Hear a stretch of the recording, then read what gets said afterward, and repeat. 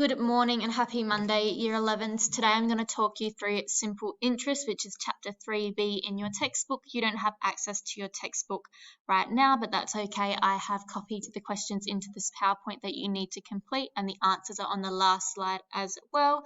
Like I said, this isn't going to be a Teams lesson. This is going to be an independent lesson. Same with our lesson on Thursday. Doesn't mean you can't contact me via Teams, can't DayMat message me, can't email me. Please do if you need help, but I will see you tomorrow on Teams for an in-person session where we're going through a variety of examples using simple interest. If you need to email me, my email is down the bottom here. All right, learning intention today, you're going to use this simple interest formula in a variety of contexts. Simple interest might be revision for some of you. It might not be. That's okay. We're going to start as if you guys don't know it already. You're going to, by the end of this lesson, know what simple interest is, where it's used, and why it's important. You're going to use the simple interest formula to calculate the interest earned, and you're going to rearrange the simple interest formula to determine the principal, interest rate, and investment period. Today, we're going to focus on the first two success criteria, knowing what simple interest is and using it to calculate the interest earned.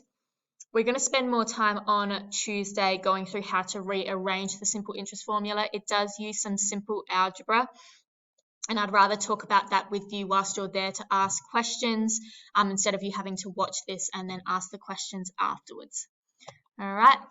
Firstly, what is interest? Interest is probably a term that you've heard before, and it's the money you earn for providing a financial institution, for example, a bank, with your money.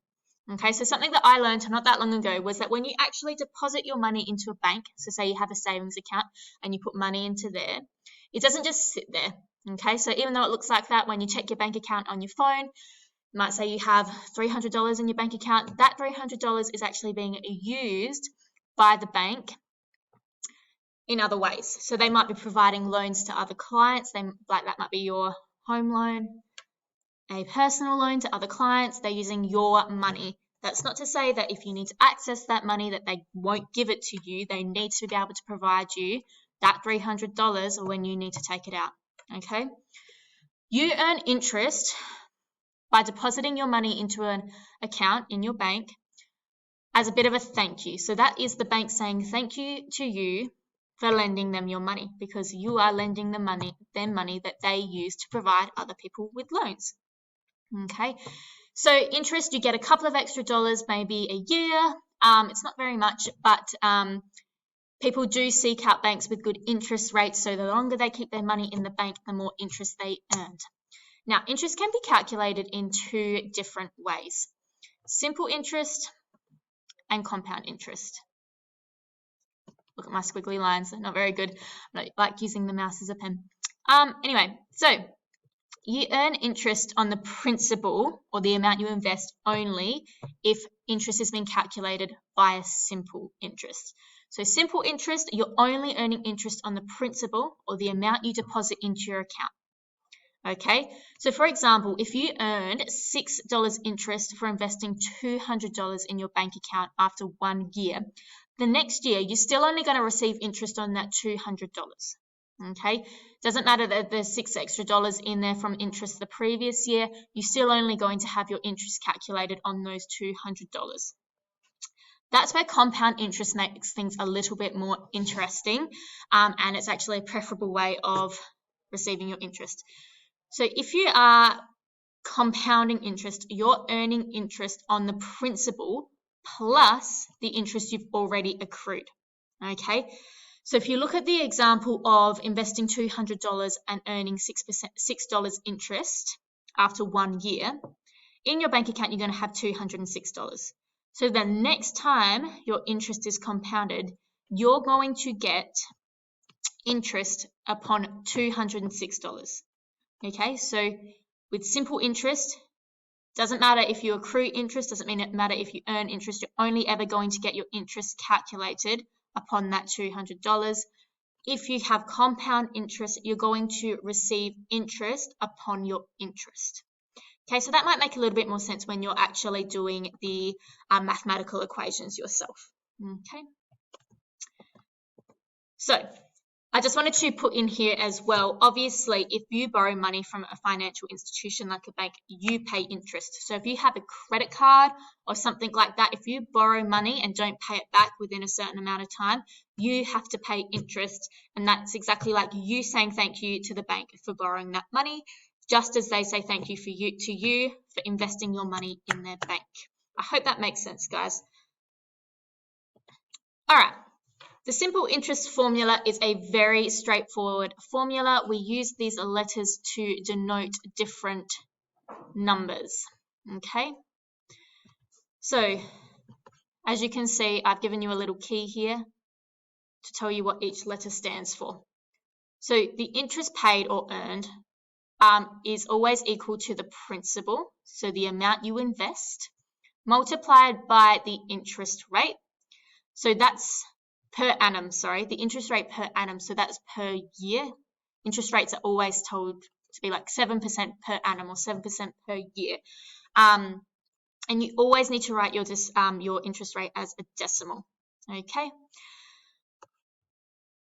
The N, so you're going to multiply the principal by the flat rate of insurance as a decimal by the number of years you invest.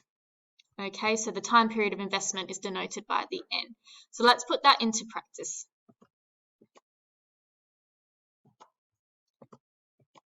All right, so here's a simple problem.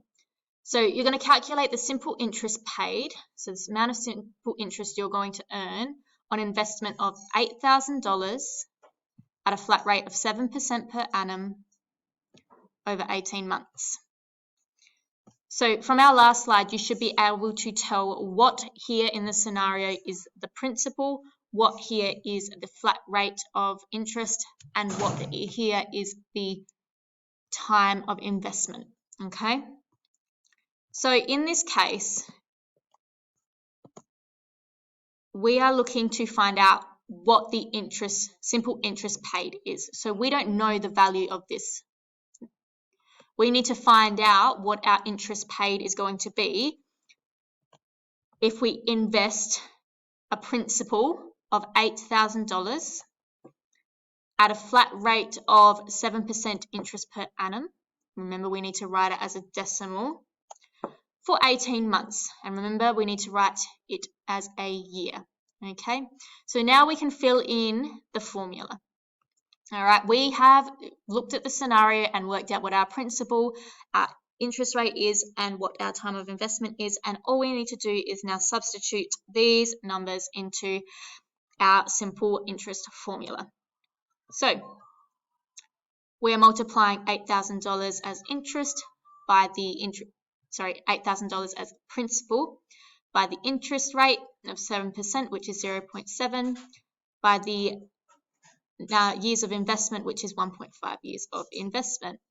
So if you pop that into your calculator, you're going to find out that you're going to earn $840 of interest. The total return is the principal plus the interest you earn. So this is going to be the total amount of money in your bank account.